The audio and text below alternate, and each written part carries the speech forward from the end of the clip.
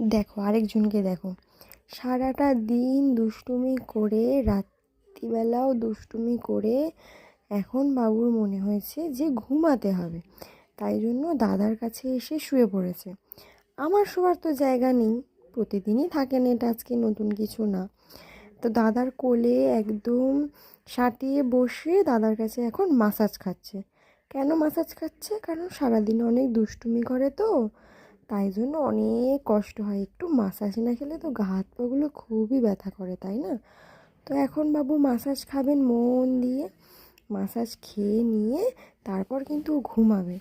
তো মাঝে মাঝে কিন্তু আবার আর চোখে দেখে নেয় আমাকে, আমি কি বলছি, আমি কি করছি, এটা পছন্দ করে না। এই যে শুয়ে পড়লো আস্তে করে, এবার মাসাজটা খেতে খেতে টুক করে চোখটা বন্ধ হয়ে যাবে।